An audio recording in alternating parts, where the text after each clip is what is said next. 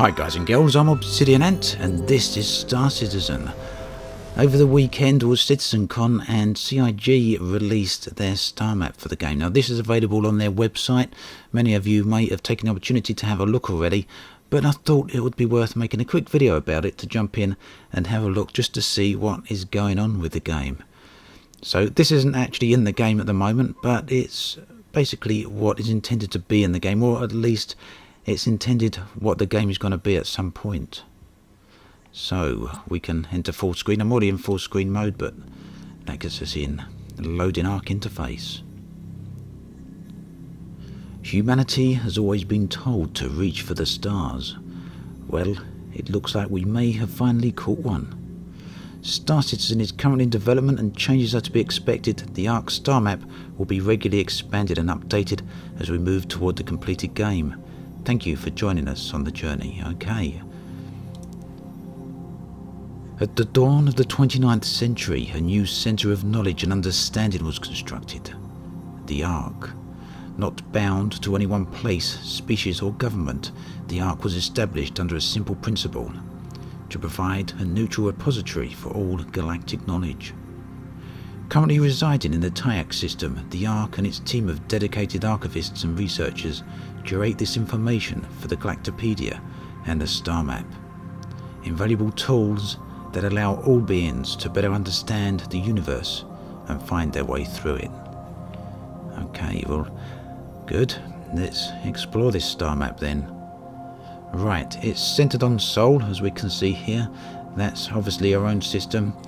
We can zoom in a little bit using the mouse wheel, and obviously we can zoom out, and this allows us to see the rest of the systems in the galaxy, in the game's galaxy here.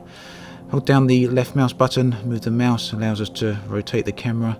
Holding down the right mouse button and moving the mouse allows us to scroll around, and we can see the systems further out here. Now there is room to keep going.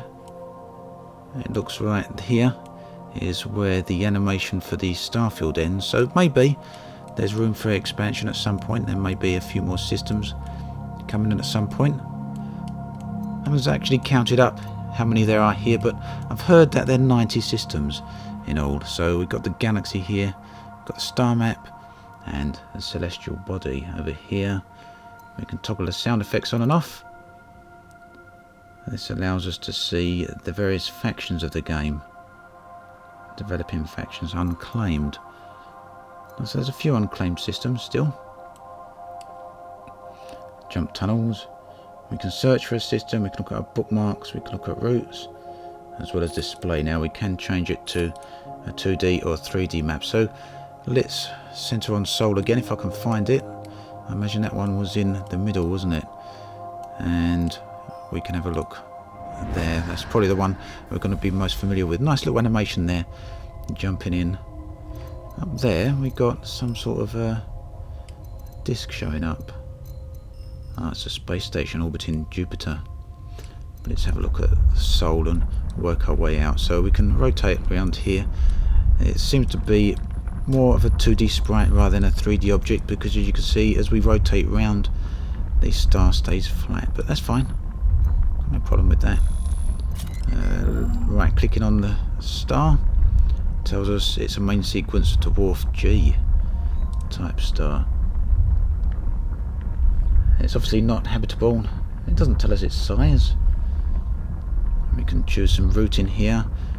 We can set that as our departure point or as a destination, or we can tell us to avoid that point.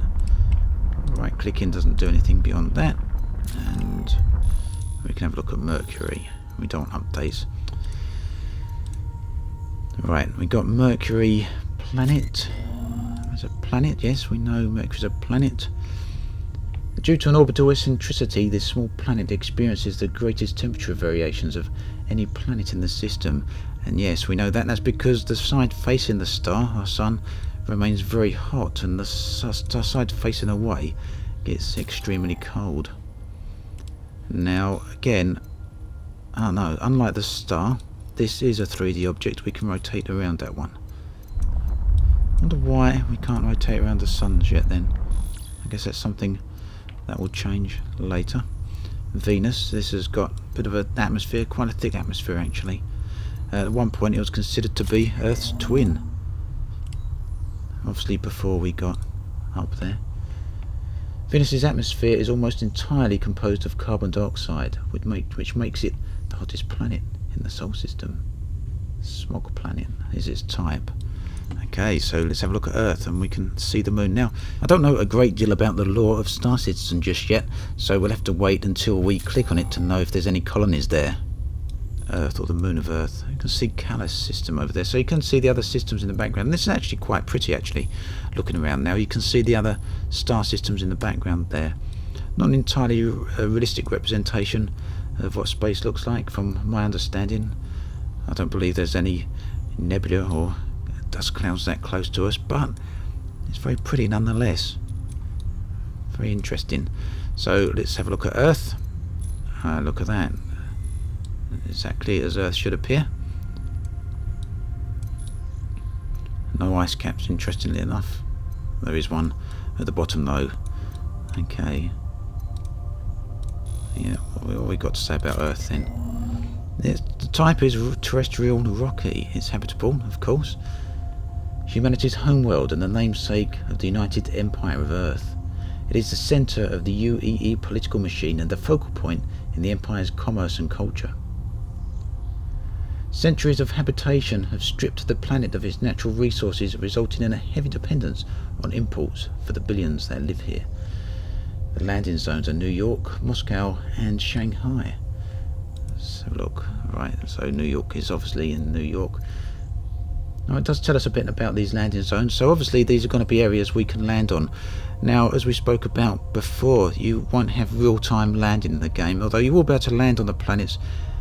I don't think you have control over the landing process. It's essentially a cutscene for each landing zone, but that will be a lot of work considering how many landing zones there's planned on being. So New York old world architecture stands beside modern design aesthetics along the labyrinth streets of this historic city. New York is not only the political centre of the empire, but a highly influential beacon for culture, technology and commerce. How about Moscow? The inspiration behind the adage, you can find anything somewhere. Moscow is one of the largest trading hubs on Earth. A never-ending stream of goods pulse through the ports of the city, giving it perpetual energy and the feeling of a town on the move. Moscow is also the current home to the Governor's Council, whoever they are. Shanghai, while home to the largest starport in the state of Asiatica. Shanghai began to redesign their city to bring an element of nature back to the superstructures and the skyscrapers, following a movement to restore some of the sitting gardens and parks lost to overpopulation during the 22nd century. That's sad. Now, have we got any colonies or anything on the moon? Hopefully we have. Planetary moon, a large natural satellite that is tidally locked with Earth, the first celestial object humanity ever visited. We know that. It would be nice to have seen some bases there, perhaps. Seoul 3A. Okay, so back might take us. How far back is it going to take us? Just back here then. So next is obviously Mars, and we haven't got any terraforming on Mars here at this particular time, but it looks like Mars has got a landing zone of some type, marked by the little green hexagon there. A prosperous and populous planet, Mars was the Empire's first successfully terraformed planet. Oh, it is terraformed then. The process was marred by what is today known as the Mars tragedy, when a terraforming disaster killed 4,876 people in 2125. And we can see one of Mars's moons here, by the looks of it. What one is it going to be? Oh no, we can see two of their mines perhaps. Phobos. Only 6,000 kilometres away, Phobos orbits Mars so fast that it rises in the west and sets in the east twice every Martian day. Interesting. And let's have a look at... Let's see if we can see Mars's other moon then. Probably Deimos in that case. So it's interesting that so far into the solar system we've got it accurately depicted in terms of the amount of moons each planet has actually got. Not sure how accurate that's going to extend to once we get to Jupiter and Saturn, as some of those have close to 70 odd moons. The information: with a radius of only 6.2 kilometers, Deimos' size and shape bear more resemblance to an asteroid than a moon. And yet again we can see the extreme variation of colours in space here as we scroll around. Very nice. And Mars, being a fairly small planet, actually looks fairly large when compared to just one of its small moons here. Let's go back anyway. Right, so what else have we got here? Actually, it'd be nice to have a look at Jupiter and Saturn, wouldn't it? Let's have a quick look at them at the very least before we move on. We've got Jupiter and a space station, I think. On our jump point is that? That's a space station. Though it is no longer in active service since the Marine forces stationed here were reassigned to Mars, the base remains strictly off limits. And we can see Jupiter has got a number of its moons: Ganymede, Europa, Io, and Callisto, and the very faint rings there. What do the rings of Saturn look like then? There we go, over here again, another planet with a lot of moons. It's actually showing them the rings are a lot thicker here, which is interesting to see. So let's have a look around the rest of the galaxy then.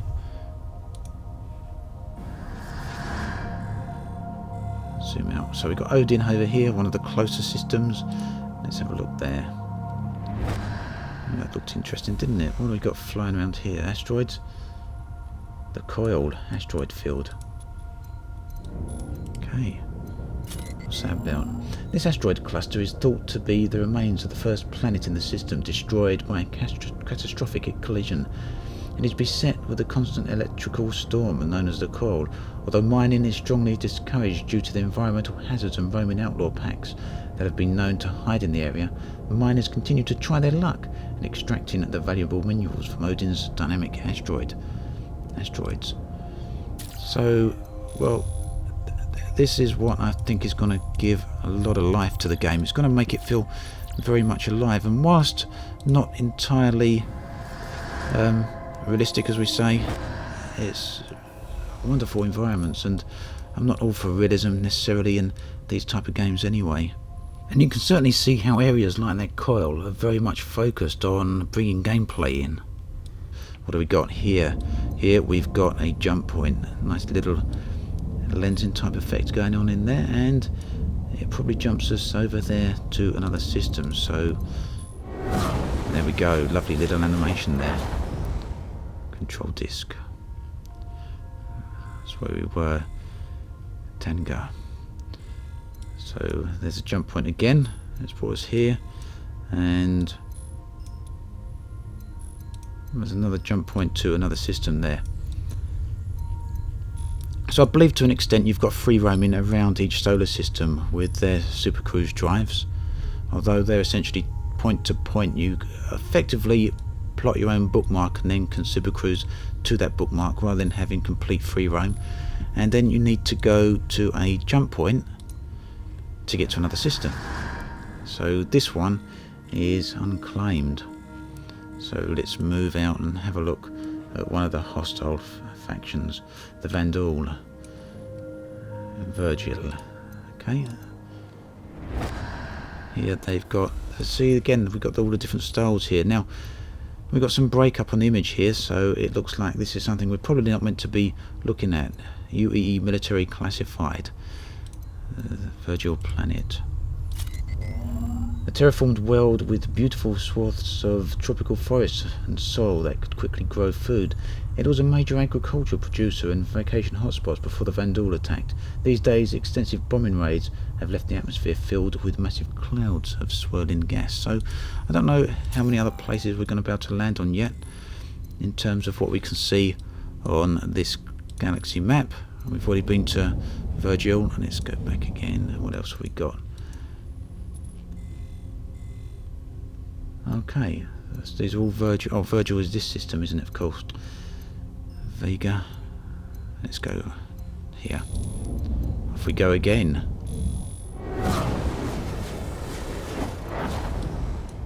So a different star here. Looks like maybe a neutron star. White dwarf, actually.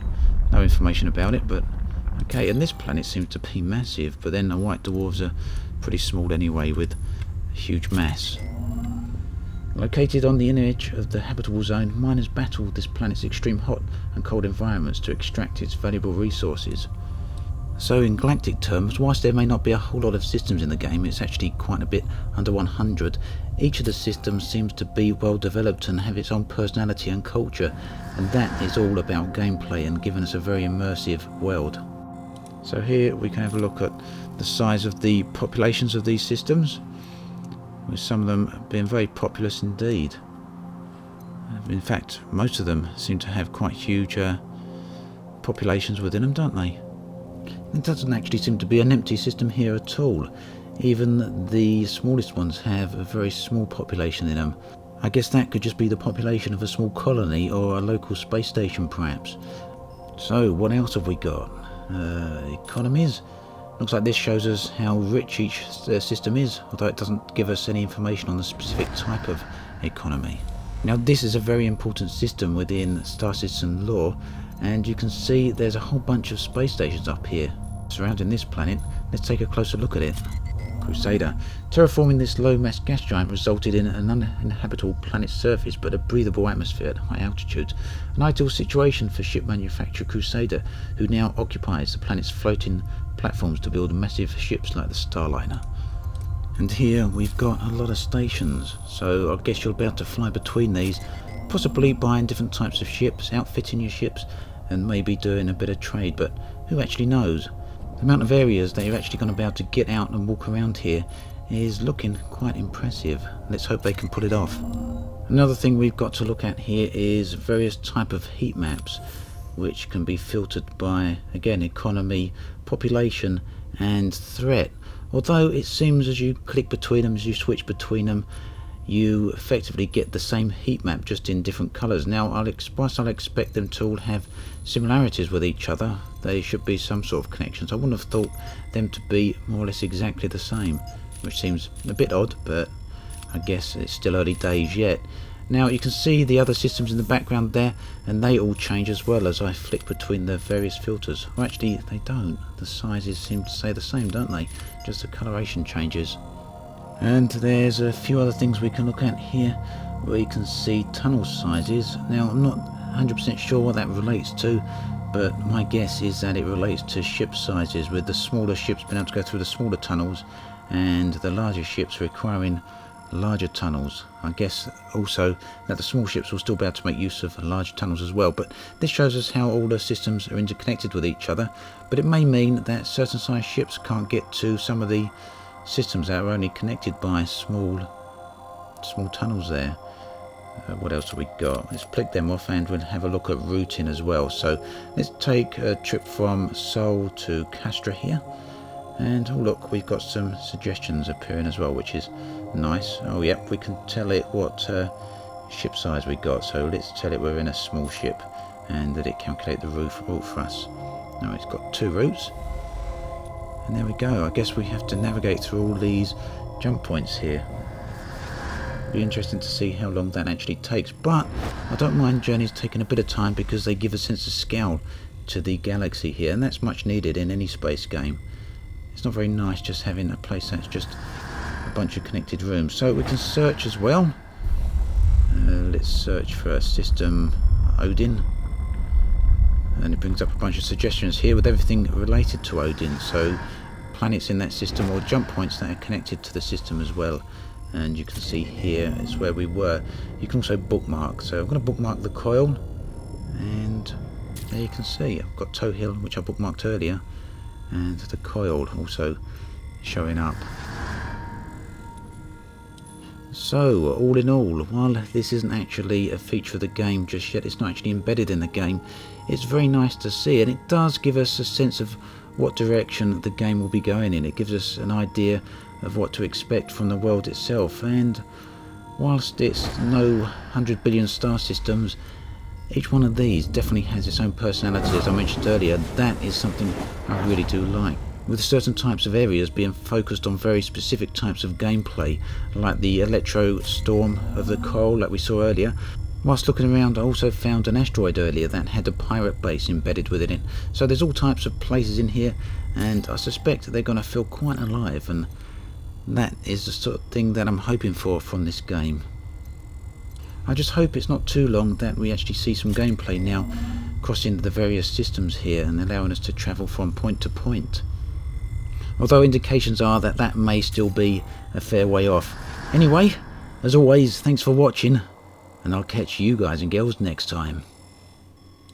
After many months of working my way to Sagittarius A, I have now passed right through there and am working my way toward the opposite side of the galactic core. I am now approaching 30,000 light years from Earth and have made a fair few interesting discoveries along the way. A few hundred light years out from Sagittarius A, I come across this beautiful icy rock planet.